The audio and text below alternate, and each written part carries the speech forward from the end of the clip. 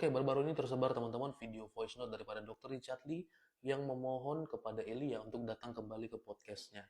Nah, teman-teman, saya kira Dr. Richard Lee ini memang sudah mulai mendekati ke sana dan sepertinya akan login karena dia sudah mulai pandai dan lihai untuk berdusta. Kenapa, teman-teman sekalian? Dia sendiri telah mengklarifikasi isi voice note-nya sendiri. Ya, jadi voice note-nya dia yang mengklarifikasi itu sendiri dan suaranya atau pengertiannya, pemahamannya jadi berbeda.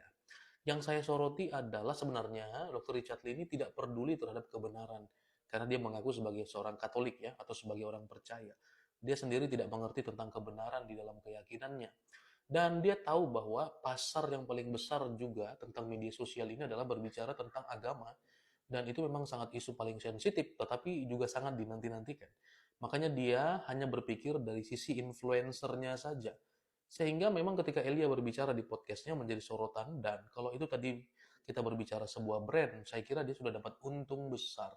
Ya, nah teman-teman tahu bahwa Elia juga mendapat berapa kira-kira? Nol. Nol besar. Dia tidak dapat spesial pun, apapun itu tidak ada.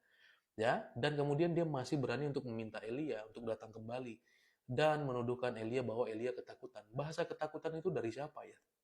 Sehingga Dr. Richard Lee ya mengatakan saya yang jaga. Saya kira ini omong kosong. Coba lihat video ini teman-teman. Alasannya kenapa ditangkap? Tolong!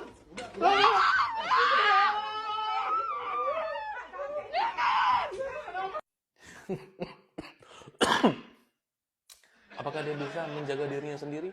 Tentu saja tidak. Tentu persoalan yang dihadapi waktu itu bukan berkaitan dengan agama, ya, tetapi berkaitan dengan hukum. Tah, apapun itu saya nggak paham ya, undang-undang ITE atau apa itu saya nggak tahu. Tapi bayangkan ini soal agama, dia sok-sokan mau melindungi Elia.